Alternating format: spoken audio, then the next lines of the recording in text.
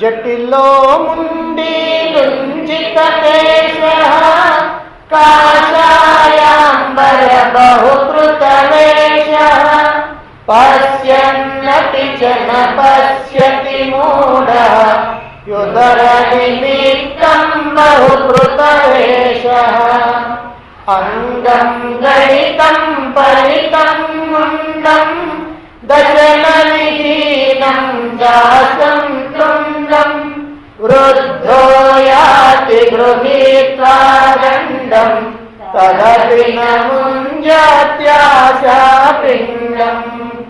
అగ్రే వగ్ని పృష్ఠే భాను రాత్రౌ చుభుత సమర్పిత జానుః కరతల భిక్షస్తరుతలవాసః తదపి న ముంజత్యాశాపాశః కురుతే గంగా సాగర గమనం వ్రత పరిపాలన మఘవాగానం జ్ఞానహీన సర్వమతేన ముక్తిం న భజతి జన్మశతేన సురమందిర తరుమూల నివాసః శయ్యాభూతలమజినం వాసః సర్వపరిగ్రహ భోగత్యాగః కస్య సుఖం న కరోతి విరాగః యోగరతో వా భోగరతో వా సంగరతో వా సంగవిహీనః యస్య బ్రహ్మణి రమతే చిత్తం నందతి నందతి నందత్యేవ భగవద్గీతా కించిదధీతా గంగాజలలవకణికా పీతా సకృదప్రియేణ మురారి సమర్చ క్రియతే తస్య యతేన న చర్చా పునరపి జననం పునరపి మరణం పునరపి జననీ జఠరే శయనం ఇహ సంసారే బహుదుస్తారే కృపయా పారే పాహి మురారే ప్రద్యాచర్పట విరచిత బంధః పుణ్యా పుణ్య వివర్జిత బంధః యోగీ యోగ నియోజిత చిత్తః ప్రమతే బాలోన్మత్తవదేవః కస్త్వం కోహం కుతాయాతః కామే జననీ కో మే తాతః భావయ సర్వమసారం విశ్వం త్యక్త్వా స్వప్న విచారం. యోగి అయినా భోగి అయినా ఎవరి యొక్క చిత్తం నిరంతరము కూడా ఆ బ్రహ్మమునందే నిలిచి ఉంటుందో అటువంటి వాడే అంతులేనటువంటి ఆనందాన్ని, ఆత్మానందాన్ని, బ్రహ్మానందాన్ని పొందగలుగుతాడు. చిత్తం బ్రహ్మమునందు గనక నిలవాలి అని అంటే దానికి మనం చేయవలసినటువంటి సాధన ఉంది. అది ఉపనిషత్తుల యొక్క సారము, యోగ శాస్త్రము, బ్రహ్మ విద్య అయినటువంటి భగవద్గీతని ఒక సద్గురువు వద్ద అధ్యయనం చేసి ఆ జ్ఞానాన్ని మనన నిధిధ్యాసనల ద్వారా మన యొక్క సొంతం చేసుకోవాలి. అంతేకాకుండా ఆ జ్ఞానాన్ని మన అనుభవానికి తెచ్చుకోవడానికి ప్రయత్నించాలి. అందుకు అడ్డుగా ఉన్నటువంటి అహంకారం అనేటువంటి రాక్షసుణ్ణి హతమార్చాలి. అలా చేసి మన యొక్క స్వస్థితిలో మళ్ళీ మనం కనుక నిలవకపోయినట్లయితే, మన యథార్థ స్థితిలో, మన ఆత్మస్థితిలో మనం నిలవకపోయినట్లయితే మళ్ళీ మళ్ళీ పుడుతూ, మళ్ళీ మళ్ళీ చస్తూ, మళ్ళీ మళ్ళీ తల్లి గర్భంలో ప్రవేశిస్తూ దుర్భరమైనటువంటి గర్భనరకాన్ని అనుభవించాలి. జన్మించిన తర్వాత కూడా అనేక రకాలైనటువంటి దుఃఖాలు, బాధలు, భయాలు అన్నీ కూడా అనుభవించవలసి వస్తుంది. జన్మ వచ్చింది అని అంటే అనేకమైనటువంటి దుఃఖాలు ఉంటాయి. కనుక జన్మ అనేటువంటిది లేకుండా జన్మ రాహిత్యాన్ని మనం పొందేటువంటి ప్రయత్నం చేయాలి. అలా ఈ సంసార దుఃఖాన్ని తరించి శాశ్వతమైనటువంటి ఆనంద సామ్రాజ్యంలో మనం ఓలలాడాలి అని అంటే భగవంతుణ్ణి ఆర్తితో ప్రార్థించాలి. ఆ భగవంతుడి యొక్క అనుగ్రహం కోసం మనం తీవ్రంగా తప్పించాలి. ఇలా తప్పించి తరించిపోయినటువంటి ముక్తులు ఈ ప్రాపంచికమైనటువంటి సుఖాలకి ఏమాత్రం కూడా చెలించకుండా ఇక్కడున్నటువంటి వస్తువుల కొరకు కానీ, విషయాల కొరకు కానీ, భోగాల కొరకు కానీ, కనీస అవసరాల కొరకు కానీ దేనికోసం కూడా వాళ్ళు ప్రయత్నం చేయకుండా ఎల్లప్పుడూ తమలో ఉన్నటువంటి ఆనందాన్నే అనుభవిస్తూ పసివారిలాగా, పిచ్చివారిలాగా ఈ లోకంలో ప్రవర్తిస్తూ ఉంటారు. వారికి ఈ లోకంలో ఏ పాపపుణ్యాలతో కూడా సంబంధం లేదు. ఏ రకమైనటువంటి శారీర వ్యామోహం ఉండదు. దారిలో దొరికినటువంటి గుడ్డపేలికలతో ఓ గోచిని తయారు చేసుకుంటారు, అంతే, వాళ్ళకి చాలు, దాన్ని ధరిస్తూ ఉంటారు. అంతేకాదు వాళ్ళకి ఏ రకమైనటువంటి ఆడంబరాలతో పని లేదు. అయితే ఇలాంటి అవధూత స్థితి, ఇలాంటి యోగి స్థితి రావాలంటే సామాన్యమైనటువంటి విషయం కాదు. దానికోసం నిరంతరము కూడా నీవెవరు, నేనెవరు, నేను ఎవరికి చెందినటువంటి వాడిని, నేను ఎక్కడి నుంచి ఇదిగో ఇట్లా జారిపడ్డాను, ఇలా మళ్ళీ మళ్ళీ జన్మలు ఎత్తుతా ఉన్నాను, మరి మళ్ళీ నా లక్ష్యం ఏమిటి, నేను ఎక్కడికి పోవాలి, నా తల్లిదండ్రులు ఎవరు, భార్యాబిడ్డలు ఎవరు, బంధుమిత్రులు ఎవరు అని నిరంతరము కూడా విచారణ సాగిస్తూ ఉండాలి. అలా విచారణ సాగిస్తూ ఈ జగత్తంతా కేవలం స్వప్నతుల్యమైనటువంటిదని విచారణపూర్వకంగా గ్రహించాలి. అసలు కలకి ఈ జాగ్రత్తకి ఏమాత్రం తేడా లేదు. ఇది కూడా ఒకటి కళ లాంటిదే. మనం అనుభవిస్తున్నటువంటి ఈ జీవితం ఏదైతే ఉందో ఇదంతా కూడా రాత్రి మనం కన్నటువంటి కళకి దీనికి ఏమీ తేడా లేదు అనేటువంటి విషయాన్ని ఎప్పుడైతే గ్రహించావో అప్పుడే ఈ ప్రపంచంలో ఉన్నటువంటి విషయాల కొరకు కానీ, సుఖాల కొరకు కానీ, భోగాల కొరకు కానీ పరుగులు తీయటం అనేటువంటిది ఆగిపోతుంది. మరి ఇప్పుడు ఎందుకు ఇలా పరుగులు తీస్తున్నాం?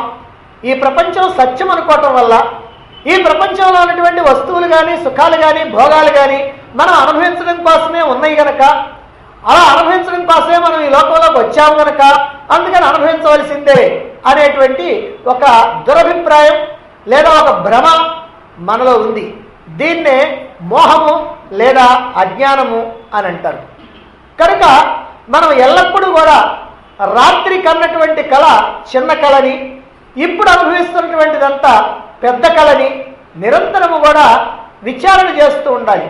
అలా విచారణ చేస్తూ మన మనస్సు యొక్క పరుగుల్ని ఆపుకోవాలి.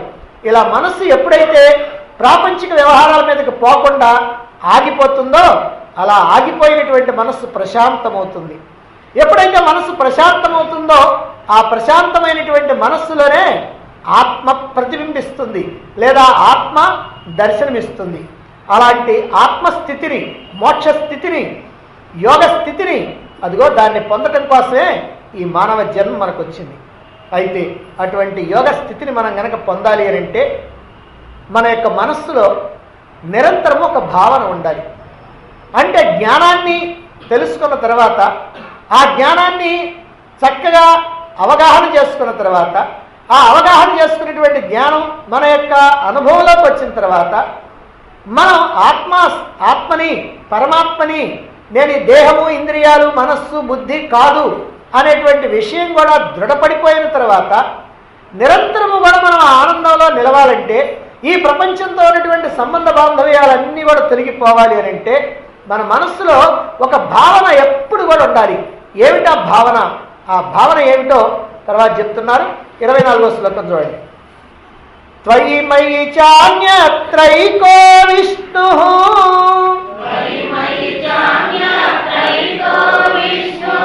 వ్యర్థం కుప్యసి మయ్య సహిష్ణు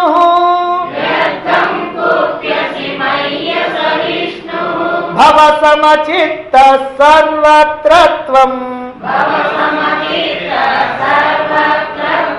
వాంఛస్య చిరాద్యది విష్ణుత్వం త్వయి మయి చాన్యత్రైకో విష్ణు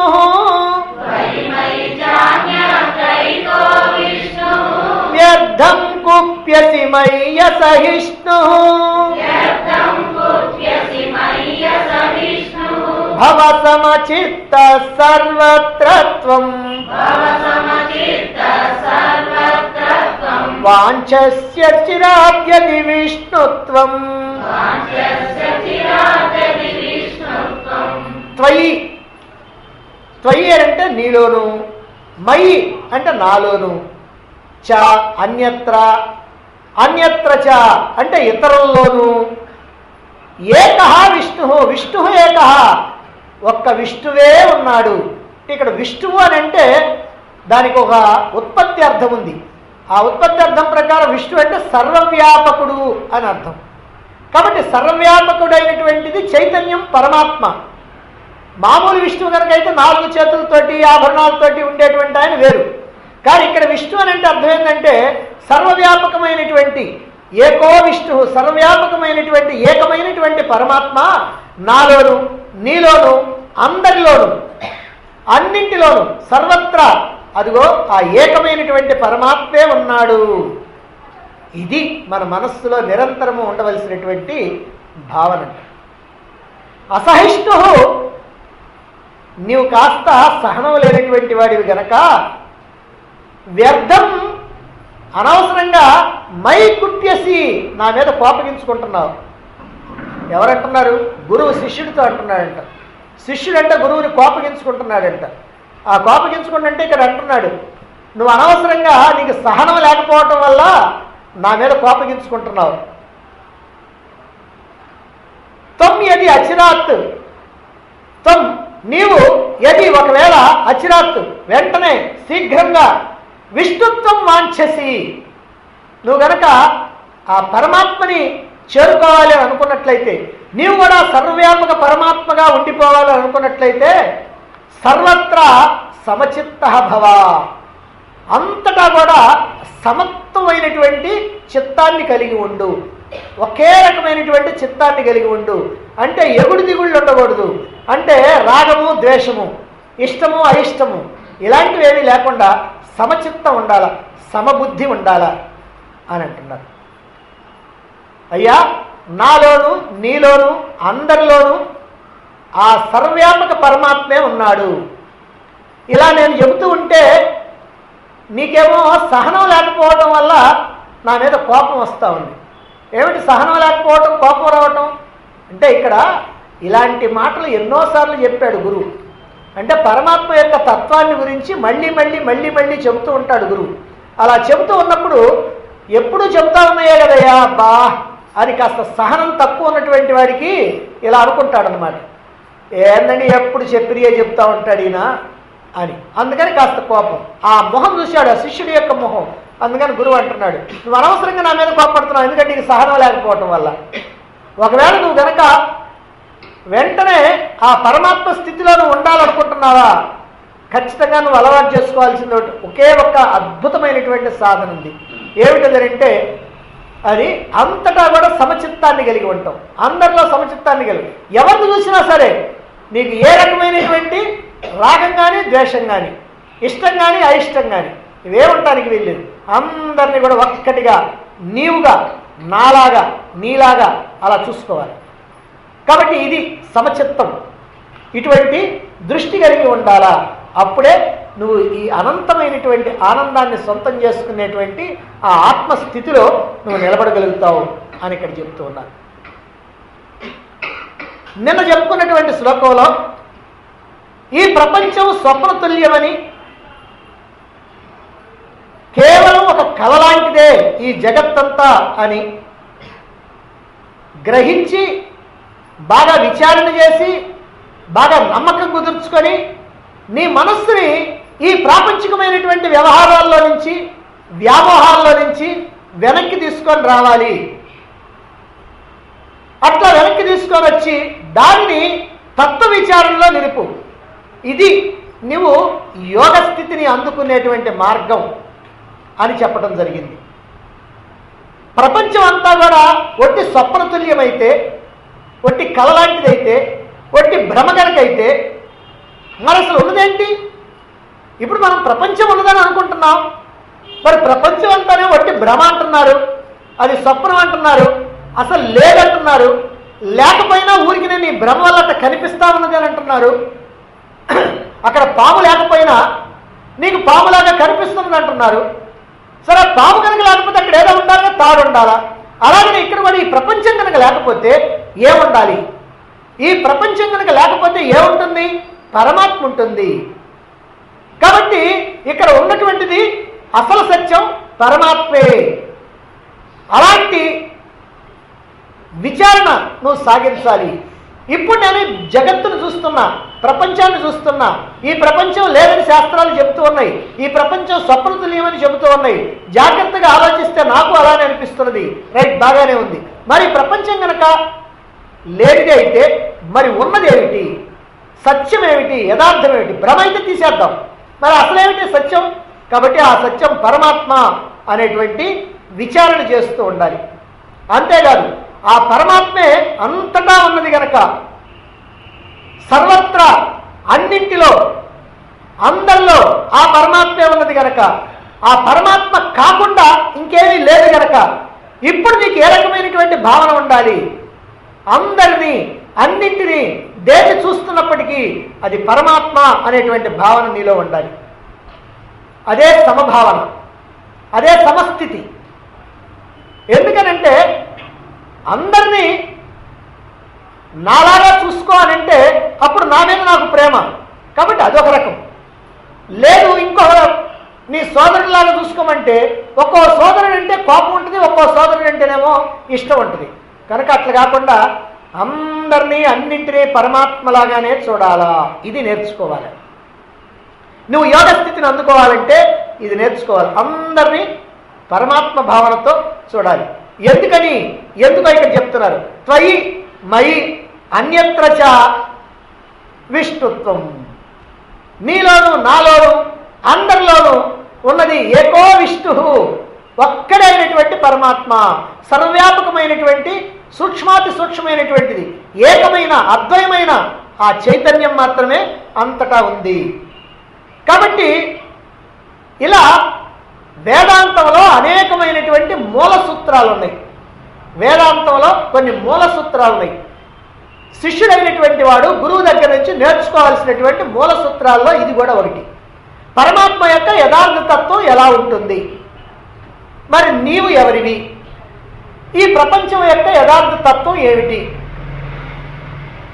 అహంకారం అంటే ఏమిటి? ఈ అహంకారాన్ని తీసేస్తే ఏమవుద్ది?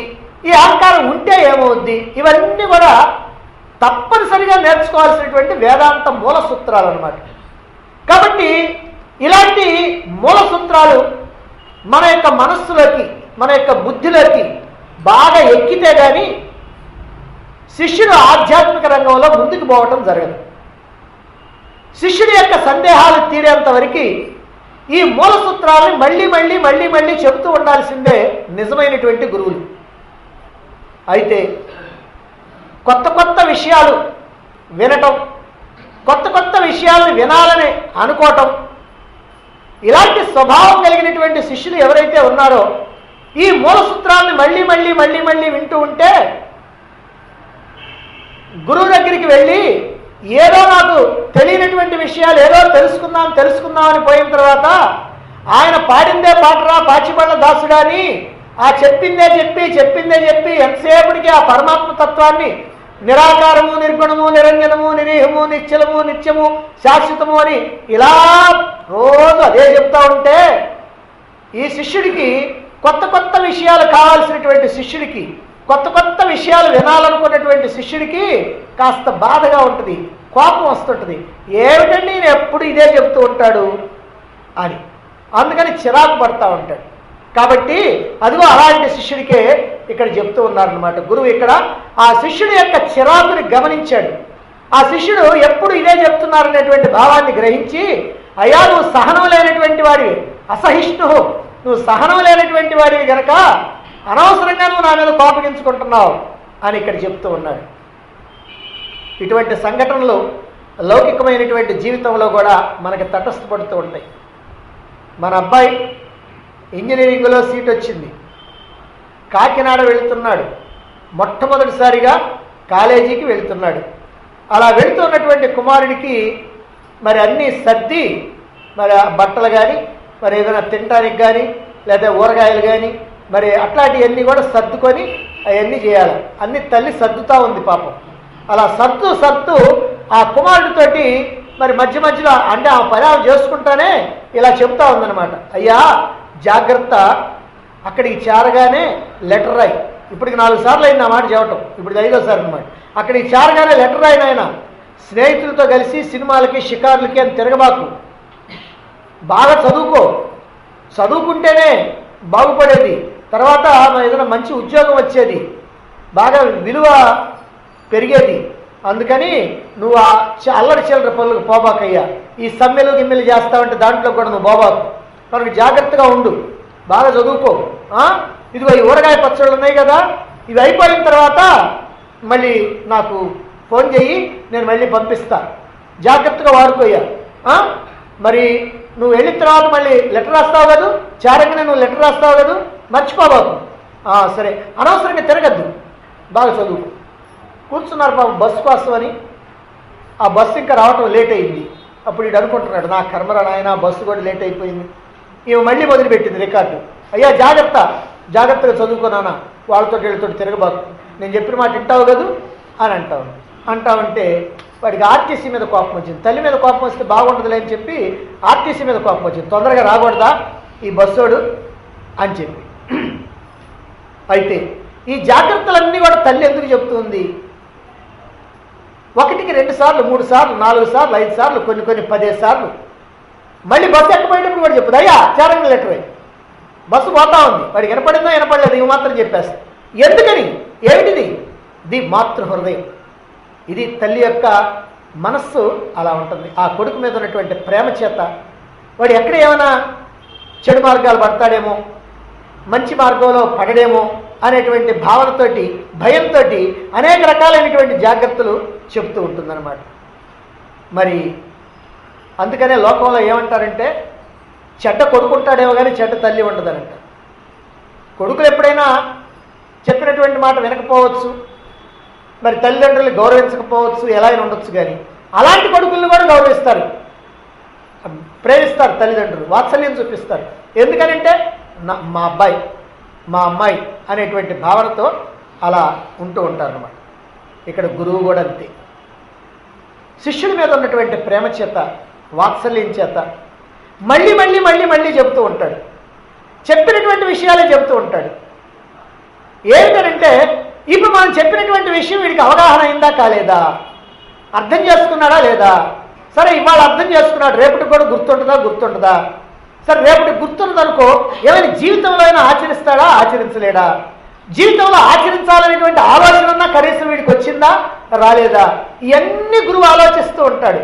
పాపం శిష్యులకి తెలియదు ఈ విషయం. ఎందుకనంటే వాళ్ళు వింటారు, వెళ్తూ ఉంటారు. అందులో కొంతమంది ఆ విన్నటువంటి వాటిని గుర్తుపెట్టుకుంటారు, మననం చేసుకుంటుంటారు, మరి కొంతమంది ఆచరణ కూడా చేస్తుంటారు, కొంతమంది విని మెదలకుంటుకుంటారు, కొంతమంది వినటం మాత్రమే మన యొక్క ధర్మం అని అనుకుంటారు. ఇలా రకరకాలైనటువంటి ఆలోచనలతో ఉంటారు. కానీ గురువు యొక్క ఆలోచన ఎప్పుడు ఎలా ఉంటుందనంటే ఆ శిష్యుడు తన దగ్గర తెలుసుకున్నటువంటి విషయాన్ని బాగా గుర్తుపెట్టుకోవాలని, మళ్ళీ మళ్ళీ గుర్తు చేసుకోవాలని, అతనికి ఎల్లప్పుడూ కూడా మనస్సులో ఆ భావన ఉండాలని, ఆ భావన ప్రకారం అతని యొక్క జీవితం నడవాలని ఇలా నిరంతరం కూడా ఆలోచిస్తూ ఉంటాడు గురువు. అలా ఆలోచించేటువంటి గురువు మళ్ళీ మళ్ళీ మళ్ళీ మళ్ళీ ఈ వేదాంతంలో ఉన్నటువంటి మూల సూత్రాలను మళ్ళీ మళ్ళీ చెబుతూ ఉంటాడు అనమాట. ఎట్లాగైనా సరే అతని మనసుకి ఎక్కించాలా, అతడు ఏమైనా సరే నేను ఇదిగో ఈ గురువుగారు చెప్పినటువంటి విధంగా నేను నడుచుకోవాలా అనేటువంటి ఒక నిర్ణయం అతడు తీసుకునేటట్లుగా చెయ్యాలని ఒక తపన ఉంటుందన్నమాట. అదిగో అదే ఇక్కడ ఈ మూల సూత్రాలు చెప్పినటువంటి మూల సూత్రం అంతా అదే. అయ్యా నీలోను, నాలోను, అందరిలోనూ ఆ సర్వవ్యాపక పరమాత్మ ఉన్నాడు అనేటువంటి మూల సూత్రాన్ని ఇక్కడ తెలియజేశాడు. ఎందుకనంటే అందరిలో పరమాత్మ కనుక ఉంటే అందరినీ ఒక్కటిగా చూడాలి, అందరినీ పరమాత్మ స్వరూపులుగా చూడాలి. ఆ పరమాత్మ స్వరూపులుగా అందరినీ చూడటం అనేటువంటి ఆ లక్షణం, ఆ అలవాటు ఆ శిష్యుడికి కలగాలి అని అంటే అందరిలో పరమాత్మ ఉన్నాడని తెలుసుకోవాలి ముందు. అలాగనే తెలుసుకోకపోతే ఒకళ్ళని చూస్తే రాగం, ఒకళ్ళని చూస్తే ద్వేషం, ఒకళ్ళని చూస్తే పెట్టబుద్ధి అవుద్ది, ఒకళ్ళని చూస్తే మొట్టబుద్ధి అవుద్ది. కానీ అందరిలో ఉన్నది పరమాత్మే అని కనుక తెలిస్తే అప్పుడు అందరిని కూడా పరమాత్మ స్వరూపులుగా చూస్తాం మొదలు పెడతాడు. అలా చూడటం మొదలు పెడితే ఇక ఎవరి మీద రాగద్వేషాలు కానీ, మరి అసూయలు కానీ, ఈర్ష్యాద్వేషాలు కానీ ఇలాంటివి ఏమీ కూడా లేకుండా ఉంటాయి అన్నమాట. అందువల్లనే ఇక్కడ చెప్తున్నాడు పరమాత్మ అయ్యా సర్వవ్యాపి, ఆయన సూక్ష్మాతి సూక్ష్మమైనటువంటి వాడు, ఆయన అన్నింటిలో ఉంటాడు, అందరిలో ఉంటాడు, స్థూలమైనటువంటి వాటిల్లో ఉంటాడు, సూక్ష్మమైనటువంటి వాటిల్లో ఉంటాడు, జడమైనటువంటి వాటిల్లో ఉంటాడు, చైతన్యమైనటువంటి వాటిల్లో ఉంటాడు, అంతటా ఉంటాడు, ఆయన లేనటువంటి చోటే లేదు అని ఇక్కడ మూల సూత్రాన్ని తెలియజేస్తూ ఉన్నాడు. అయితే ఇక్కడ పరమాత్మ అంటే విష్ణు, ఏకో విష్ణు అని అన్నారు. అందుకని ఏక అని అన్నారు కాబట్టి ఒక్కడే అయినటువంటి పరమాత్మ అని అర్థం. అయితే విష్ణు అని అంటే ఇక్కడ ఒక అర్థం ఏమిటంటే సర్వవ్యాపి అని. అయితే ఈ సర్వవ్యాపి ఎవరు? పరమాత్మే. అసలు పరమాత్మకే బ్రహ్మాని, విష్ణు అని, ఈశ్వరుడు, శివాని 3 పేర్లు కూడా ఆయనకే ఉన్నాయి. ఎందుకనంటే అన్నిటికంటే పెద్దది బృహత్తిథి బ్రహ్మ, అన్నిటికంటే పెద్దది కనుక అదిగో ఆయన బ్రహ్మ. కాబట్టి అన్నిటికంటే పెద్ద ఎవరు? పరమాత్మే. కాబట్టి పరమాత్మ కంటే పెద్ద ఇంకెవరు ఉంటారు? మిగిలినటువంటి దేవతలు కనుక ఉన్నారంటే వాళ్ళు కూడా మనలాగానే కొద్ది. పరమాత్మ అంటే అంతటా ఉండేటువంటి వాడు.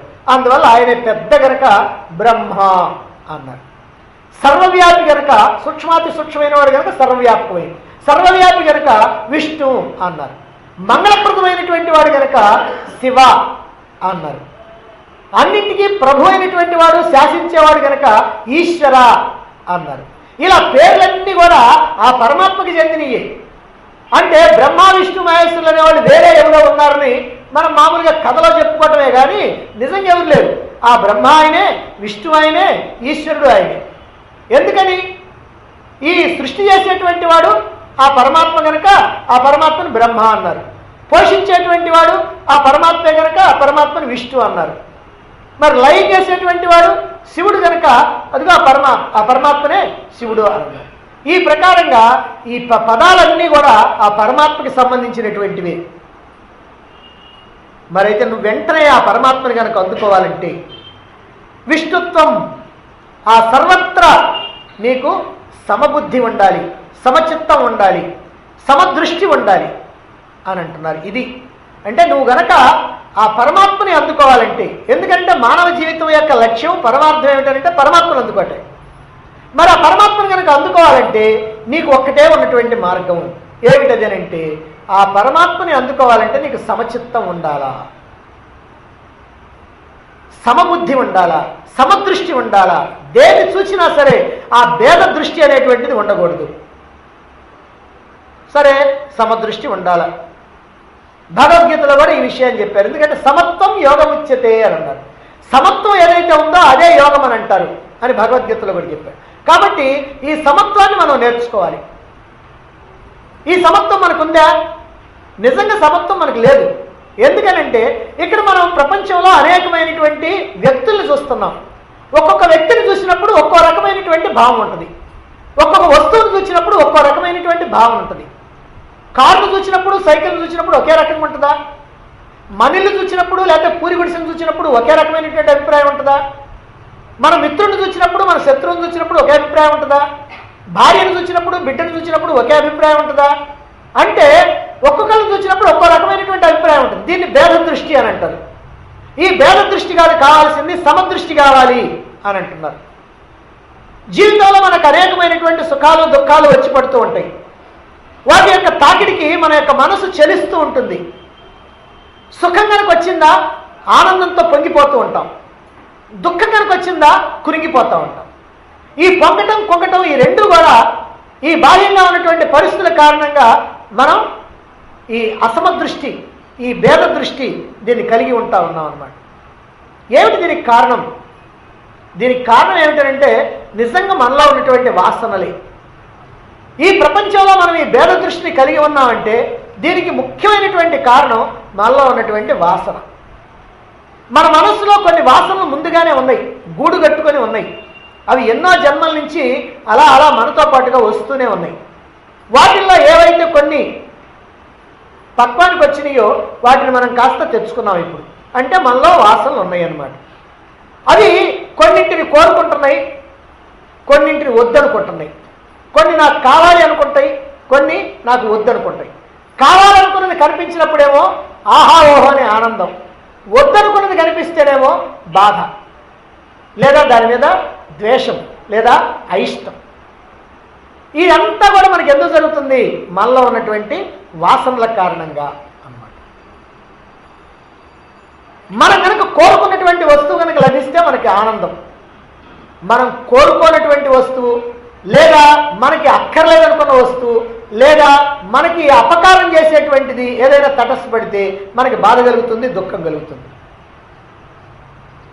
మన మనస్సు ఏ రకంగా ఈ వాసనలకి లొంగిపోయిందో చూడండి. మీరు స్నేహితుడింటికి వెళ్తే ఒక కాఫీని, వేడివేడి కాఫీ తీసుకొచ్చి, కాఫీ కప్పు తీసుకొచ్చి మీ ముందు పెట్టారనుకోండి, మీరు భలే ఆనందిస్తారు. ఆనందించడమే కాదు, అదిగో ఆ మిత్రుడిని బాగా ప్రశంసిస్తారు కూడా. ఆహా రైట్, వాడు చాలా గౌరవం తెలిసినట్టు, మర్యాద తెలిసినటువంటి వాడు, నేను పోగానే కాఫీ ఇచ్చాడు. నేను వెళ్ళాను అనుకోండి, వాళ్ళు కాఫీ వేడివేడి కాఫీ తీసుకొచ్చి ఇచ్చారనుకోండి, నాకేం సంతోషం లేదు, పైగా బా అనుకుంటా. పైన ఆ స్నేహితుడిని నేనేమనుకుంటానంటే, వీడికేం పని పట్టలేదు, తెలుసు కదా నేను కాఫీ తాగని తీసుకొచ్చి పెట్టాడు అని అనుకుంటా. ఒకవేళ బలవంతం చేశాడనుకో, వాడి మీద నాకు కోపం కూడా వస్తుంది. మరి అదే కాఫీ కదా నీకు ఆనందాన్ని ఇచ్చింది, అదే కాఫీ నాకెందుకు బాధను కలిగిస్తుంది, కోపాన్ని తెప్పిస్తుంది, చిరాకుని తెప్పిస్తుంది అని అంటే, ఆ కాఫీ మీద నీ మనసులోనేమో ఇష్టం ఉంది, ఆ కాఫీ మీద నా మనసులోనేమో అయిష్టం ఉంది. అంటే మన మనసులో ఉన్నటువంటి ఇష్టాయిష్టాలను బట్టి బయట ఉన్నటువంటి వస్తువు ఒక్కటే అయినప్పటికీ కూడా ఆ వస్తువు ద్వారా సంతోషం అన్నా వస్తుంది, దుఃఖమన్నా వస్తుంది, చిరాకన్నా వస్తుంది. కాబట్టి దీన్ని బట్టి మనకి ఏమర్థమవుతుందనంటే, వస్తువులో సుఖ దుఃఖాలు లేవు, వస్తువులో ఆనందమో బాధో చిరాకో లేదు. అది ఎప్పుడు కూడా ఆ వస్తువు పట్ల మనకున్నటువంటి భావాన్ని బట్టే ఇవన్నీ కూడా ఉంటున్నాయి. కాబట్టి మనం ఆ మనసులో ఉన్నటువంటి ఆ వాసనల్ని మనం సరిచేసుకొని అన్నింటి పట్ల సమభావాన్ని కలిగి ఉండాలి. పరమాత్మ దర్శనం కావాలంటే, పరమాత్మ సాక్షాత్కారం కావాలంటే, పరమాత్మని అందుకోవాలంటే ముందుగా మన యొక్క మనస్సుని ప్రశాంతంగా ఉంచుకోవాలి. మన యొక్క మనస్సుని ఏ రకమైనటువంటి అలజడులు ఆందోళనలు లేకుండా ఉంచుకోవాలి. ఎప్పుడైతే ప్రశాంతంగా మనస్సు ఉన్నదో అప్పుడే పరమాత్మ సాక్షాత్కారం. నీళ్ళ తొట్టుంది, అందులో నీళ్ళు ఉన్నాయి, నీళ్ళన్నీ కూడా నిర్మలంగా ఉన్నాయి, కదలకుండా ఉన్నాయి. ఎందుకంటే గాలి కూడా లేదు, అలా ఉన్నాయి ఉన్నట్టుగా కదలకుండా ఉన్నాయి ఆ తొట్టులో నీళ్ళు. మళ్ళీ ఎట్లా ఉన్నాయి? ఫిల్టర్ వాటర్ అన్నమాట. ఇది ఫిల్టర్ వాటర్. ఇప్పుడు దాంట్లో రూపాయి బిళ్ళ పడ్డది, దాన్ని మీరు అటు తొట్లో చూశారు, మీకు తెలియదు ఆ రూపాయి బిళ్ళ మీరు వేయలా, ఎవరో పిల్లలు వేసేసారు, వాళ్ళు పట్టించుకోవాలా. మీరు అటు చూశారు, చూసినప్పటికీ స్పష్టంగా కనపడుతుంటుంది కింద నుంచి రూపాయి బిళ్ళ. ఎందుకని? నీరు నిర్మలంగా ఉంది కనుక, కదలకుండా నిశ్చలంగా ఉంది కనుక అదిగో ఆ రూపాయి బిళ్ళ కనపడతా ఉంది. అదే నీరు కాస్త మురికిగా ఉందనుకోండి, నీరు అట్లా కదులుతూ ఉందనుకోండి, మరి అప్పుడు కనపడుతుందా? కనపడదు. అంటే నీరు నిర్మలంగాను నిశ్చలంగాను ఉన్నప్పుడే అందులో ఉన్నటువంటి ఆ రూపాయి బిళ్ళ కనపడతా ఉంది. అలాగనే ఈ మనసు నిర్మలంగా నిశ్చలంగా ఉన్నప్పుడే ఈ మనసులో ఉన్నటువంటి పరమాత్మ మనకి దర్శనమిస్తాడు, మనకి సాక్షాత్కరిస్తాడు, మనకు కనపడతాడు. కాబట్టి పరమాత్మ సాక్షాత్కారం కావాలంటే, పరమాత్మను నువ్వు అందుకోవాలంటే మన మనస్సుని నిర్మలం చేసుకోవాలి, మలినాలు లేకుండా నిర్మలం చేసుకోవాలి. అలాగే నిశ్చలం చేసుకోవాలి, పరుగులు లేకుండా నిశ్చలం కూడా చేసుకోవాలి. అప్పుడే మన మనస్సులో ఉన్నటువంటి సమస్తమైనటువంటి వాసనలు కూడా పారద్రోలినట్టు ఉంది. ఎప్పుడైతే ఈ మనసులో ఉన్నటువంటి వాసనలు పారద్రోలేమో, మనసు నిశ్చలమైపోయిందో, నిర్మలమైపోయిందో, వెంటనే ఆ మనసుకి వెనకున్నటువంటి పరమాత్మ సాక్షాత్కరించడం జరుగుతుంది. మరైతే ఎలానండి దీన్ని ఎట్లా సాధిస్తాం అనంటే, మనం చేసేటువంటి కర్మలన్నింటినీ కూడా భగవదర్పితం చేయాలి, నిష్కామ కర్మలు చేస్తూ ఉండాలి. ఒకవేళ కర్మలు చేస్తే లోక కళ్యాణార్థమైనటువంటి కర్మలు చేస్తూ ఉండాలి. ఇక పరమాత్మను గురించి నిరంతరం కూడా విచారణ చేస్తూ ఉండాలి. అంతేగాక శ్రవణ మనన నిధిధ్యాసనలు, ఏ ఒక్క రోజు కూడా వదిలిపెట్టకుండా ఈ శ్రవణ మనన నిధిధ్యాసనలు ఇవి జరిగిపోతూ ఉండాలి. ఇవి కనుక జరుగుతూ ఉంటే ఏమవుతుంది? శ్రవణ మనన నిధిధ్యాసనం జరుగుతూ ఉంటే పరమాత్మ తత్వం నీకు అవగాహన ఉంది. పరమాత్మ తత్వం అవగాహన అయిన తర్వాత ప్రాపంచిక విషయాల మీద వ్యామోహం తగ్గుద్ది. ప్రాపంచిక విషయాల మీద వ్యామోహం తగ్గడంతో పాటు చేసేటువంటి కర్మలన్నీ కూడా ఇక స్వలాభం కోసం, స్వార్థం కోసం కాకుండా నిష్కామంగా చేసేటువంటి అలవాటు జరుగుతుంది. ఈ ప్రకారంగా నీ మనస్సు ఎప్పుడైతే అన్ని రకాలైనటువంటి కల్మషాల నుంచి తొలగి నిర్మలమైపోయిందో, నిశ్చలమైపోయిందో ఆ పరమాత్మ సాక్షాత్కారం అనేటువంటిది జరుగుతుంది. ఇది మన యొక్క మనస్సు శుభ్రపడి ఇష్టమైనటువంటి వాటి పట్ల, అయిష్టమైనటువంటి వాటి పట్ల, అన్నింటి పట్ల ఒకే రకమైనటువంటి భావన, ఒకే రకమైనటువంటి బుద్ధి, సమచిత్తం ఉంటుంది. ఈ సమత్వ చిత్తమే యోగం. దానివల్లనే జీవన్ముక్తి, దానివల్లనే పరమాత్మని అందుకోవటం జరుగుతుంది అని ఈ శ్లోకంలో చెప్పి, మరి ఈ సమత్వ దృష్టి కలగాలంటే మనలో భేద దృష్టి పోవాలి. సమత్వ దృష్టి కలగాలంటే భేద దృష్టి పోవాలి. ఇప్పుడు భేద దృష్టి ఉంది, మరి ఈ భేద దృష్టి పోతేనే సమత్వ దృష్టి. మరి అయితే ఈ భేద దృష్టి ఎలా పోతుంది? ఆ విషయాన్ని తర్వాత శ్లోకంలో చెప్తున్నారు. 25వ శ్లోకం చూడండి. శత్రౌ మిత్రే పుత్రే బంధో మా కురు యత్నం విగ్రహ సంధౌ సర్వస్మిన్నపి పశ్యాత్మానం సర్వతోసృజ భేదాజ్ఞానం శత్రౌ మిత్రే పుత్రే బంధౌ మా కురు యత్నం విగ్రహ సంధౌ సర్వస్మిన్నపి పశ్యాత్మానం సర్వత్రోత్సృజ భేదాజ్ఞానం. శత్రౌ మిత్రే పుత్రే బంధౌ. శత్రౌ శత్రువుల యందు, మిత్రే మిత్రుల యందు, స్నేహితుల యందు, పుత్రే కుమారుల యందు, బంధౌ బంధువుల యందు, విగ్రహ సంధౌ విగ్రహ సంధౌ శత్రుత్వం కానీ లేకపోతే స్నేహం కానీ, అంటే తగాదాలు పెట్టుకోవటం కానీ లేకపోతే అనురాగంతో స్నేహంగా ఉండటం కానీ, ఈ రెండు కూడా యత్నం మాకురు. దీనికోసం నువ్వు ఏ ప్రయత్నం చేయబాకు. వాళ్ళతోటి శత్రుత్వం పెట్టుకోవాలని అనుకోవద్దు. అలాగే వాళ్ళతోటి బాగా కలిసిపోయి ఇక నువ్వే నేను, నేనే నువ్వు అనేటువంటి ఆ అనుబంధాన్ని కూడా పెట్టుకోవటానికి ప్రయత్నించవద్దు. మా కురు చేయవద్దు. యత్నం ప్రయత్నం, దానికోసం నువ్వు ప్రయత్నం చేయవద్దు. సర్వస్మిన్నపి సర్వస్మిన్ అందరిలోనూ కూడా ఆత్మానం పశ్య, అందరిలో కూడా నువ్వు ఆత్మని చూడు.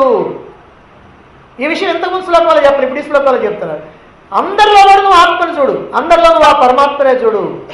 సర్వత్రా అన్ని వేళల అన్ని సందర్భాల్లో కూడా భేదాజ్ఞానం ఉత్సృజ. భేదాజ్ఞానం, ఈ భేదభావం ఏదైతే ఉందో దాన్ని ఉత్సృజ, విడిచిపెట్టేసి ఈ భేదభావం అనేటువంటిది లేకుండా ఉండు. ఇదే నువ్వు పరమాత్మను అందుకోవటానికి ఉన్నటువంటి ఏకైక మార్గం.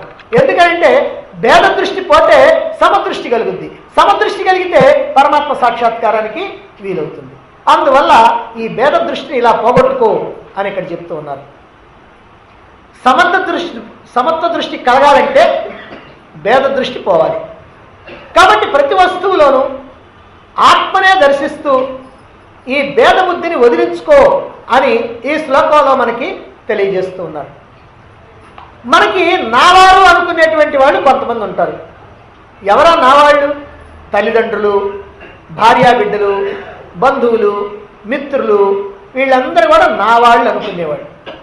వీళ్ళందరి మీద మనకి ప్రేమ ఉంటుంది, వాత్సల్యం ఉంటుంది, గౌరవం ఉంటుంది, స్నేహం ఉంటుంది. ఇవి ఇక కొంతమంది నాకు వ్యతిరేకులు, వీళ్ళు నావారు కాదు, వీళ్ళు వేరే. అంటే వీళ్ళు ఎవరన్నమాట? శత్రువులు. అంటే వీళ్ళు ఎలాంటి వాళ్ళు? నాకు ఇంతకుముందు హాని చేసినటువంటి వాళ్ళు, లేకపోతే హాని చేద్దామని అనుకునేటువంటి వాళ్ళు, లేకపోతే హాని భవిష్యత్తులోనైనా సరే చేస్తారేమో అని అనుకునేటువంటి వాళ్ళు. అంటే ఇలాంటి అనుమానం నీకు వస్తుంది, వీడు ఎప్పుడైనా సరే నాకేదో ఒకటి హాని చేస్తాడు అనేటువంటి భావన ఉంటుంది. ఇలాంటి వాళ్ళు ఎవరైతే ఉంటారో వాళ్ళు అలాగే నీ గురించి వాళ్ళ దగ్గర వీళ్ళ దగ్గర చెడుగా మాట్లాడేటువంటి వాళ్ళు. ఎందుకంటే కొంతమంది ఎదురుగా మాట్లాడకుండా వాళ్ళ దగ్గర వీళ్ళ దగ్గర వాళ్ళ గురించి చెడుగా మాట్లాడుతూ ఉంటారు. ఇలా చెడుగా మాట్లాడేటువంటి వాళ్ళు కూడా శత్రువుల యొక్క లెక్కలోకి వెళ్తూ ఉంటారు. కొంతమంది ఏం చేస్తారంటే ఎదురుగా పొగడకపోయినా పక్కన పొగుడుతూ ఉంటారు. అది అటువంటి వాళ్ళు ఉండే వాళ్ళు ఎదురుగా ఎందుకు పొగడరు, ఎందుకో వాళ్ళకి తెలియాలి. అయితే పక్కన మాత్రం మంచి భావంతో ఉంటూ ఉంటారు. దీనివల్ల ఏమీ నష్టం లేదు. కానీ చాటుగా వాళ్ళని వీళ్ళని తిట్టడమో, వాళ్ళని వీళ్ళని చెడుగా మాట్లాడటమో, లేకపోతే ఏదైనా దూషించడమో, లేకపోతే వాళ్ళ మీద ఏమైనా ఆరోపణలు చేయటమో ఇలాంటివి ఉంది. ఇది మాత్రం చాలా చెడైనటువంటి పద్ధతి. ఈ వేదాంత మార్గంలో ఆధ్యాత్మిక రంగంలో ఉన్నటువంటి వాడికి ఏమాత్రం పనికిరానటువంటిది. ఇటువంటి వాళ్ళ పట్ల ఎవరైతే తనకి అపకారం చేస్తారు అని అనుకుంటారో, అపకారం చేశారో, ఇదిగో ఇలాంటి వాళ్ళ పట్ల పగ ఉంటుంది, ద్వేషం ఉంటుంది, ప్రతీకారేచ్ఛ అంటే ఎలాగైనా సరే వాళ్ళ మీద ప్రతీకారం తెచ్చుకోవాలనేటువంటి ఆలోచన ఉంటుంది. ఇదంతా కూడా లోహ సహజం. లోకంలో అందరికీ కూడా ఇది సహజమైనటువంటి గుణం. మన వాళ్ళు అనుకుంటే కౌగిలించుకుంటాం, శత్రువులు అనుకుంటే ఎట్లా వేయాలని వీడి దెబ్బ అని అనుకుంటాం. ఇదంతా సహజం. అయితే ఇలా ప్రేమ, పగ, స్నేహం, ద్వేషం అనేటువంటి భేదబుద్ధి ఉన్నంత వరకు కూడా మన యొక్క మనస్సు నిర్మలం కాదు. ఈ విషయం మన అందరికీ కూడా అనుభవంలో ఉండేటువంటి విషయం. ఎప్పుడైతే మనకి ఇతరుల మీద విపరీతమైనటువంటి ప్రేమ కానీ విపరీతమైనటువంటి ద్వేషం కానీ ఉందో వెంటనే మన మనస్సు చలించిపోతూ ఉంటుంది. ఇందాక చెప్పుకున్న మనసు చలనం లేకుండా ఉండాలి, కానీ మనసు చలిస్తుంది. ఏమిటా చలించడం అని అంటే విపరీతమైనటువంటి ప్రేమ ఉంటేనేమో ఎట్లా వీళ్ళకి మేలు చేయాలని, విపరీతమైనటువంటి ద్వేషం అంటే ఎట్లా వీళ్ళు అంతు తేల్చాలని. కాబట్టి రెండూ కూడా ప్రమాదకరమైనటువంటి. అందువల్ల ఈ రెండింటినీ కూడా నువ్వు వదిలించుకుంటే నీ మనస్సు నిశ్చలమవుతుంది అని. ఈ రెండు వదిలించుకుంటే నీ మనసులో ఉన్నటువంటి వాసనలు కాస్త కడిగేసినట్లు అవుతుంది. కానీ ఈ రెండు గనక ఉంటే నీ మనసులో వాసనలు కడిగేసినట్టు కాదు, ఆ వాసనలకి ఇంకా బాగా బలం చేకూర్చినట్టు. అందుకని ఎప్పుడు కూడా ఈ ద్వంద్వాల పట్ల భేదభావం చూపించకూడదు. ద్వంద్వాలంటే శీతోష్ణాలు, సుఖదుఖాలు, లాభ నష్టాలు, జయాపజయాలు, మానావమానాలు, ఇవన్నీ కూడా ద్వంద్వాలు అంటారు. రెండు ఈ ద్వంద్వాల పట్ల మనం ఎప్పుడు కూడా సమభావాన్ని కలిగి ఉండాలి. కానీ మనం అనేకమైనటువంటి సందర్భాల్లో ఈ భేద దృష్టిని కలిగే ఉంటాం. అయితే కొన్ని సందర్భాల్లో భేద దృష్టి లేకుండా ఈ ఏకత్వ దృష్టి, ఈ సమదృష్టి ఉండటం మనకు కూడా అలవాటే, మనకేమంత కొత్త విషయం కాదు. ఒకరికి కాల్లో శీల గుచ్చుకుంది, అతను షుగర్ పేషెంట్, చాలా కాలం అశ్రద్ధ చేశాడు. అశ్రద్ధ చేసినప్పటికీ అది కాస్త పెద్ద సెప్టిక్ అయింది, పెద్ద గాయం అయిపోయింది. చివరికి ఓ పెద్ద డాక్టర్ దగ్గరికి వెళ్ళాలి. చిన్న డాక్టర్ దగ్గరికి పోతే మా వల్ల కాదంటే పెద్ద డాక్టర్ దగ్గరికి వెళ్ళాడు.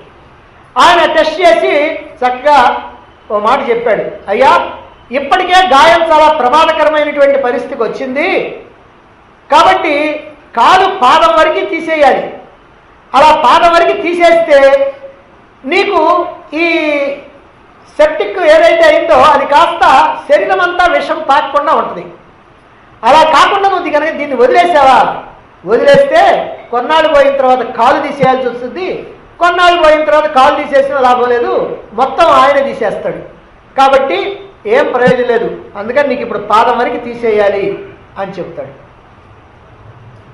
సరే, మరి ఇప్పుడు ఆ పేషెంట్ సంతోషంగా ఒప్పుకుంటాడా? తీసేయి, ఏం పర్వాలేదు అంటాడా?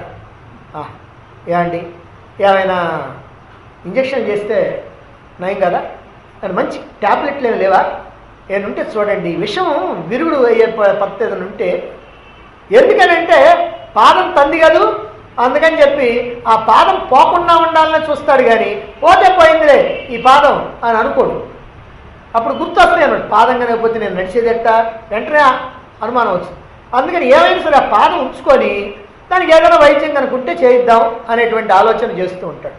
ఎందుకని ఇట్లా అని అంటే ఆ పాదం తనది గనకనే ఇంకేమీ లేదంతే. మరి ఈ కాలు తనది కాబట్టి అది ఎంత బాధ పెడుతున్నా సరే, అది విషం అని చెప్పినా సరే దాన్ని భరిస్తున్నాడు. ఎలాగైనా సరే దాన్ని తీసేయకుండా ఉండటానికి ప్రయత్నం చేయమని డాక్టర్ని బ్రతిమలాడుకుంటున్నాడే కానీ పోతే పోయిందని మాత్రం అనుకోవట్లా. నాది అనుకుంటే అంతే, అలా ఉంటుంది. ఇప్పుడు మీరు టీవీ చూస్తున్నారు, బ్రహ్మాండమైన సీరియల్ వస్తూ ఉంది. ఆ సీరియల్లో నిమగ్నం అయిపోయారు. చేతుల్లోనేమో బఠానీలు ఉన్నాయి, ఒక్కొక్కటి నోట్లో వేసుకుంటున్నారు, టక నవిలేస్తున్నారు. ఆ పక్కన వాళ్ళకి పటా వినపడతా ఉంది.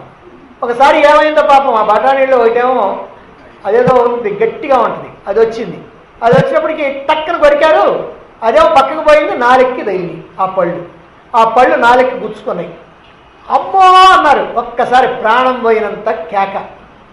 మరి ఇప్పుడు పళ్ళు నాలుకని కరిచినాయి కదా, ఇప్పుడు ఆ పళ్ళ మీద కోపం రావద్దు. కోపం వస్తే ఏం చేస్తాం? ఒక రాయి తీసుకొచ్చి ఆమెను, ఓ పన్నా నువ్వు నా మెత్తటి నాలుకని ఇట్లా చేస్తావని కొట్టద్దు. కొడతావా? మనం కొట్టం. ఎందుకని? నాలుక నాదే, పన్ను నాదే, రెండు నాయే. అట్లానే ఒకవేళ పొరపాటున ఏదన్నా కంట్లో కనుక వేలు గుచ్చుకుందనుకోండి, గుచ్చుకుంటే మరి చాలా బాధ. మళ్ళీ కంటి డాక్టర్ దగ్గరికి పోవాలా, వైద్యం చేయించుకోవాలా. ఇన్ని అయినాయి కదా, ఈ ఏడే కదా ఇంత చేసిందని చాకు తీసుకొని కాస్త ఆ ఏళ్ళని కోసేస్తామా? కొయ్యం. ఎందుకని? కన్ను నాదే, వేలు నాదే. అదే నీ వేలు తగిలిందనుకో, ఏలికి పెట్టు, నరుకుతాను అని చెప్పి ఆమెనా కత్తి తీసుకొచ్చి నరకడానికి ప్రయత్నం చేస్తాను. ఎందుకనంటే అది నీది, పోతే పోయిన ఉంటే ఉంది, ఇంత పని చేస్తా, నా కత్తి ఎంత చేస్తా అంటే కన్ను నాదే, కాలు నాదే, పన్ను నాదే, అన్నీ నాదే అయినప్పుడు వాటి మీద నాకు ప్రీతి ఉంటుంది. అంటే పోతే పోయింది అనేటువంటి భావన నాకు రాదు. అదే ఇతరులు కనుకైతే ఏమైనా పర్వాలేదు అని అనిపిస్తూ ఉంటుంది అన్నమాట. కాబట్టి ఇలా పళ్ళల్లో ఉన్నది నేనే, కళ్ళల్లో ఉన్నది నేనే, వేలులో ఉన్నది నేనే, కాల్లో ఉన్నది నేనే అని కనుక ఎప్పుడైతే తలుచుకున్నావో వెంటనే వాటన్నిటి మీద కూడా నీకు ఒక రకమైనటువంటి స్నేహభావం ఏర్పడింది. వేటి మీద కూడా ద్వేషం అనేటువంటిది లేదు. అదే మరొకటిది కనుకైతే వెంటనే నీకు కోపం వస్తుంది. కారణం ఏమిటంటే కన్ను నీదే కానీ వేలు మాత్రం నీది కాదు. అందుకని ఆ వేలు ఉన్నటువంటి వారి మీద నీకు కోపం, ఇతరుల మీద ద్వేషం. అంటే నాది అన్నప్పుడు ఒక బుద్ధి మంది, నీది అన్నప్పుడు ఒక బుద్ధి. అంటే ఇది భేద బుద్ధి. నాదైతేనేమో ఒకటి, నీదైతేనేమో ఒకటి. ఇప్పుడు మన అబ్బాయి పక్కింటి అబ్బాయి ఆటలాడుకుంటా పోట్లాడుకున్నారు, ఏదో తగాదా వచ్చి. సరే ఇద్దరు కొట్టుకుంటున్నారు. కొట్టుకుంటుంటే నువ్వు సర్ది చెప్పడం కోసం పోయావు, వాళ్ళని తీసావు. తీసి చెరగ దెబ్బ వేస్తే ఇక ఏ గొడవ లేదనుకున్నావు, దెబ్బ వేద్దాం అనుకున్నావు. మీ అబ్బాయిని ఏం చేసావంటే చెయ్యి దొప్పలాగా చేసి కొట్టావు, వాడికి ఏం దెబ్బ తగదు. పక్కింటి అబ్బాయినే బాగా సాచి కొట్టావు, ఆమెను 5 ఏళ్ళు పొంగినాయి. ఎందుకని? మన అబ్బాయి అయితేనేమో దెబ్బ ఎక్కువ తగలకూడదు, పక్కింటి అబ్బాయి అయితేనేమో ఏమైనా పర్వాలేదు, వాడికి బుద్ధి రావాలి. లేకపోతే ఇట్లా కొడతాడా, గోల్ చేస్తాడా, ఆటల్లో మోసం చేస్తాడా అని ఎన్నో రకాలైనటువంటి ఆలోచనలు వస్తాయి. అందువల్ల దీన్ని ఇక్కడ భేద దృష్టి, భేద బుద్ధి. కనుక ఈ భేద దృష్టి ఎప్పుడైతే మనకుందో ఈ రాగద్వేషాలు తప్పవు. ఈ భేద దృష్టి కనుక లేకపోయినట్లయితే మనకు అంతా కూడా సమత్వమే, అంతా ఒక్కటిగానే ఉంటుంది. భేద దృష్టి కనుకపోతే నేను నావారని, నీవు పరాయి వారని ఆ భేద దృష్టి పోయి నీవు నేను నావారు నీవారు అంతా కూడా ఒక్కటే, అందరూ కూడా పరమాత్మ స్వరూపులే అనేటువంటి భావన నీలో కలిగితే ఈ సమత్వం అనేటువంటిది వస్తుంది. కాబట్టి ఆ సమత్వ దృష్టిని అలవర్చుకోవటం కోసమే ఇక్కడ ఉపాయం చెప్తున్నారు. ఏమిటా ఉపాయం అని అంటే భేద దృష్టి పోగొట్టుకోవడానికి ఉపాయం సర్వస్మిన్నపి ఆత్మానం పశ్య. సర్వస్మిన్నపి అందరిలో కూడా ఆత్మానం పశ్య, ఆ ఆత్మనే దర్శించు. ఆత్మ అంటే ఏదో ఒక బొమ్మ కాదు, ఆత్మ అంటే ఏదో రూపం కాదు, ఒక కిరీటం పెట్టుకొని 4 చేతులతోటి ఆయుధాలు పట్టుకొని ఉండేటువంటి రూపం కాదు. ఆత్మ అంటే సూక్ష్మాతి సూక్ష్మమైనటువంటి చైతన్యం, ప్రకాశవంతమైనటువంటి చైతన్యం, సర్వవ్యాపకమైనటువంటి చైతన్యం. ఆ చైతన్యమే అందరిలో ఉన్నది అనేటువంటి భావన రావాలి, అందరిలో అదే కనపడాలి. ఆ మనిషిని చూసినప్పుడు వాళ్ళ మొహం కాదు, వాళ్ళ ముక్కు కాదు, వాళ్ళ చెవు కాదు, వాళ్ళ చేతులు కాదు, కాళ్ళు కాదు చూడాల్సింది. ఏం చూడాలా? అక్కడ నీకు ఆ చైతన్యం కనపడాలి, ఆ పరమాత్మ చైతన్యం కనపడాలి. కాబట్టి అన్నింటిలోనూ అందరిలోనూ ఆత్మనే దర్శించు. నువ్వు చూసేటువంటి వ్యక్తులందరూ కూడా పరమాత్మ స్వరూపులే. నువ్వు ఎట్లా పరమాత్మ స్వరూపానివో వాళ్ళు కూడా పరమాత్మ స్వరూపులే. ఈ రకంగా కనుక నువ్వు భావించగలిగినట్లయితే, ఈ రకంగా కనుక నీ దృష్టిని కనుక మలుచుకోగలిగినట్లయితే, ఇప్పుడు నీకు ఎవరి మీద రాగము, ఎవరి మీద ద్వేషము అనేటువంటిది ఉండదు, ఈ భేద దృష్టి ఉండదు. అందరినీ ఒక్కటిగానే చూస్తావు. ఇలా అందరినీ ఒక్కటిగా చూసేటువంటి మనస్సు ఏదైతే ఉందో దాంట్లో ఇక ద్వేషం అనేటువంటిది ఉండేటువంటి అవకాశం లేదు. నిజంగా ఉన్నది సర్వవ్యాపకమైనటువంటి పరమాత్మ, అదే అంతటా ఉన్నది, అదే అనేకమైనటువంటి ఉపాధులు తగిలించుకుంది. ఇదిగో ఇన్ని రకాలంటే ఇక్కడే కాదు, మొత్తం ఈ సృష్టి మొత్తంలో ఉన్నటువంటి ఆ ఉపాధులన్నీ తగిలించుకుంది ఆ పరమాత్మ. కాబట్టి ఎక్కడ ఉన్నా, ఏ ఉపాధిలో ఉన్నా, ఏ రూపంలో ఉన్నా, ఏ జీవిగా ఉన్నా, లేకపోతే ఏ స్థూలమైనటువంటి వస్తువుగా ఉన్నా, అన్నీ కూడా పరమాత్మ యొక్క స్వరూపాలే. ఆ విధంగా చూడటం నేర్చుకోవాలి. వస్తువులన్నీ, వ్యక్తులందరూ కూడా ఆ పరమాత్మ యొక్క బాహ్య రూపాలు. పరమాత్మకి ఒక లోపల రూపం ఒకటి, బయట రూపం ఒకటి ఉందన్నమాట. ఇప్పుడు మనం అందరం పరమాత్మ యొక్క బాహ్య రూపాలు. మనం బాహ్య రూపాలను పట్టుకొని భేద దృష్టి పెట్టుకున్నాం. ఈ బాహ్య రూపాన్ని కనుక వదిలేసామా, ఆ అంతరంగా ఉన్నటువంటి, ఆ లోపల ఉన్నటువంటి అసలైనటువంటి వస్తువుని పట్టుకున్నామా, అందరూ ఒక్కటిగా కనపడతారు. ఏ రకమైనటువంటి భేద దృష్టి ఉండదన్నమాట. కాబట్టి అందరూ కూడా ఏకమైనటువంటి ఆత్మ, అదే ఏకో విష్ణు అని చెప్పింది. అయితే బాహ్యంగా ఉన్నటువంటి రూపాల్లో తేడా ఉంది. ఎందుకంటే నామ రూపాలు తేడా ఉంది, నామ రూప గుణాలు తేడా ఉంది. ఎవరి పేరు వాళ్ళకుంది, ఎవరి రూపం వాళ్ళకుంది, ఎవరి గుణాలు వాళ్ళకున్నాయి. ఇవన్నీ కూడా తేడాలతో ఉంటాయి. ఈ లోపలికి వెళ్ళి ఈ నామరూప గుణాలను కాస్త అట్లా పక్కకి నెట్టేసి చూసావా, ఇప్పుడు ఏముంది? అంతటా కూడా తొడికిసలాడుతూ ఉన్నటువంటి చైతన్యం మాత్రమే ఉంది. కాబట్టి నామరూపాలను కాకుండా అందులో ఉన్నటువంటి ఆత్మని కనుక చూడగలిగితే, ఆత్మ దృష్టి కనుక ఉన్నట్లయితే అంతా ఒక్కటిగానే ఉంటుంది. రాగం లేదు, ద్వేషం లేదు, అంతా సమత్వం. ఇప్పుడు కొయ్యతో ఏనుగు బొమ్మను తయారు చేశారు, కుక్క బొమ్మను తయారు చేశారు, పిల్లి బొమ్మను తయారు చేశారు, పులి బొమ్మను తయారు చేశారు, బాగా చక్కగా బ్రహ్మాండంగా బొమ్మలు తయారు చేశారు. అదిగో అక్కడ పెట్టారు. పెట్టిన తర్వాత చిన్నపిల్లలు చూస్తారు. వాళ్ళకి ఏంటంటే కొన్నిటి మీదనేమో ఇష్టం ఉంటుంది, కొన్నిటి మీద ఇష్టం ఉంటుంది. ఏనుగు ఉందనుకోండి, అబ్బా భలే ఉంది అనుకుంటారు. ఆ కుక్క పందెం ఉందనుకోండి, చిచి. ఎందుకంటే ఏనుగు ఎప్పుడో చూసేది, ఏమో అసలు రోజు కనపడతా ఉంది. పైన కొంతమంది అసలు ఏనుగు చూడనటువంటి వాళ్ళు కూడా చాలామంది ఉంటారు. ఇప్పుడు సినిమాలు ఉన్నాయి కాబట్టి పర్వాలేదు, కానీ లేకపోతే పూర్వకాలంలో అయితే ఆ ఏనుగులను చూడటం ఎక్కడ జరిగేటువంటి పని కాదు. అందువల్ల ఆ ఏనుగంటే బాగా ఇష్టం, ఇవైతేనేమో ఇష్టం లేదు. అదే పెద్దవాళ్ళకైతే అన్ని కొయ్య బొమ్మలే కదా అనేటువంటి భావన ఉంటుంది. ఇంకా వడ్రంగి కనుకైతే ఏం చేస్తాయంటే ఆ బొమ్మల యొక్క రూపాల కోసం కాకుండా ఆ బొమ్మలు ఏ కొయ్యతో చేయబడ్డాయో ఆ కొయ్యను గురించినటువంటి ఆలోచన చేస్తూ ఉంటాడు. అలాగే నగలు ఉన్నాయి అనుకోండి, నగలుంటే ఇప్పుడు ఆడవాళ్ళకి నగలు పెట్టుకుంటూ ఉంటారు. ఈ నగల్లో వాళ్ళకి అది ఉంది, వీళ్ళకి ఇది ఉందని ఆ నగల యొక్క అందచందాలు చూస్తారు. కానీ కంసాల దగ్గరికి పోతే ఈ నగలన్నీ కూడా చెడగొట్టి, ఏమయ్యా ఇది ఫలానా వస్తువు చేయాలా అన్నారనుకోండి, అవి ఏం చేస్తా అంటే ఇది మంచిదే, ఇది చెడ్డదే, దీనికి ఈ రాళ్ళు ఉన్నాయి, దానికి అది ఉంది, దానికి ఇది విలువ ఉంది అని ఏం చూడరు. మొత్తం తీసుకెళ్ళి ముక్కలు చేసి దాంట్లో పడేసి కరగబెట్టేస్తారు. వాడికి ఏంటంటే అసలైనటువంటి బంగారం మీదనే దృష్టి అనమాట. అట్లానే పంచదార పాకంతో బొమ్మలు తయారు చేస్తారు. చిలక బజార్లో పంచదార చిలకలు అమ్ముతుంటారు. అది చిలకలు ఆ చిలక కాకుండా కుక్క వస్తుందని కూడా కుక్కలు తయారవుతాయి. పోలీస్ బొమ్మలు ఉన్నాయి, పోలీస్ బొమ్మలు తయారవుతాయి. ఇట్లా రకరకాలైనటువంటి బొమ్మల్ని దాంట్లో తయారు చేస్తారు. మరి చిన్నపిల్లలకి నాకు చిలక కావాలంటాడు ఒకడు, నాకు పోలీస్ బొమ్మ కావాలంటాడు ఒకడు, నాకు ఆ కుక్క బొమ్మ కావాలంటాడు ఒకడు. ఇట్లా వాళ్ళు వేరువేరుగా ఉంటారు. నాకు ఇది ఇవ్వబోతే అది వద్దంటాడు, అది ఇవ్వబోతే నాకు ఇదే కావాలంటాడు. ఇవన్నీ వాళ్ళకి.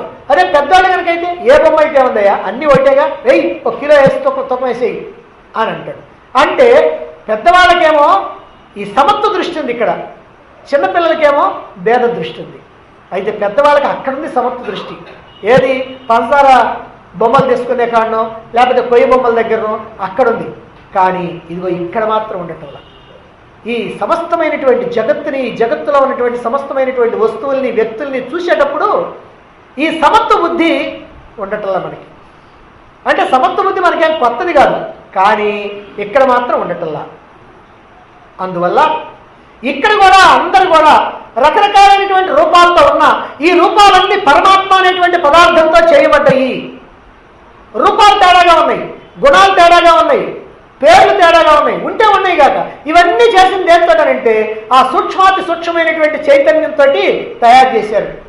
అదిగో పరమాత్మ అనేటువంటి పదార్థంతో ఇదిగో ఇవన్నీ కూడా తయారైనవి అని అనుకున్నాం అనుకోండి. అలా అనుకుంటే ఏమవుద్ది? అన్నీ కూడా అదిగో అక్కడ పంచదార బొమ్మలు ఉన్నాయి, అదిగో అదే ప్రకారంగా అన్నీ కూడా ఒక్కటే అనేటువంటి ఆలోచన వస్తుంది. ఇప్పుడు భేద దృష్టి ఉంటుంది. నీకు హాని చేసినటువంటి వ్యక్తి, నిన్ను సర్వనాశనం చేసినటువంటి వ్యక్తి నీ ఎదురుగా కనిపించాడు. అలాంటి వ్యక్తిని ఇతడు కూడా నువ్వు పరమాత్మే అంటే ఆ వ్యక్తి యొక్క రూపాన్ని కానీ, పేరు కానీ, అతని గుర్తింపు కానీ వాడిని చూడకుండా అతడు కూడా పరమాత్మ స్వరూపుడే అనేటువంటి భావన కనుక నీకు వస్తే, అది వస్తుందా రాదనే విషయం పక్కన పెట్టండి, అది మనకి రాదు తొందరగా. ఒకవేళ అది కనుక సాధన చేసి అటువంటి దృష్టి కనుక వస్తే ఇప్పుడు వాడి మీద నీకు శత్రుత్వం ఉంటుందా? ఎందుకంటే వాడు కూడా పరమాత్మ స్వరూపుడే కదా అనేటువంటి భావనతో అదిగో ఆ ప్రకారంగా ఆ సమత్వ దృష్టి అనేటువంటిది కలుగుతుంది. అతడు పరమాత్మ యొక్క అంగం, నీవు పరమాత్మ యొక్క అంగం.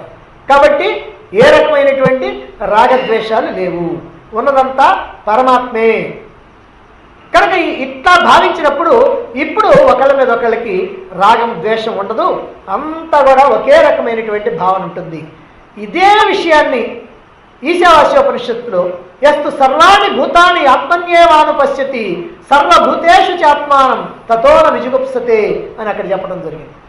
యస్మిన్ సర్వాణి భూతాని ఆత్మన్యేవానుపశ్యతి, సమస్తమైనటువంటి భూతాల్లో ఆత్మనే కనుక నువ్వు చూస్తూ ఉన్నట్లయితే, ఆత్మన్యేవ అనుపశ్యతి ఆ పరమాత్మనే కనుక నువ్వు చూస్తున్నట్లయితే, ఈ చైతన్యనే కనుక నువ్వు చూస్తున్నట్లయితే, సర్వభూతేషు చాత్మానం తతోన విజుగుప్సతే, సమస్తమైనటువంటి భూతాలని ఆ పరమాత్మగానే చూస్తూ ఇక ఎవరి మీద అసహ్యం కానీ, కోపం కానీ, ద్వేషం కానీ ఉండదు అని ఈశావాస్యోపనిషత్తు చెబుతుంది. ఈ ప్రకారంగా ఉపనిషత్తులో చెప్పినటువంటి విషయాన్నే ఇక్కడ అతి తేలికైనటువంటి పదాలతో ఈ శ్లోకాన్ని ఇక్కడ ఈ శిష్యుడు చెప్పడం జరిగింది.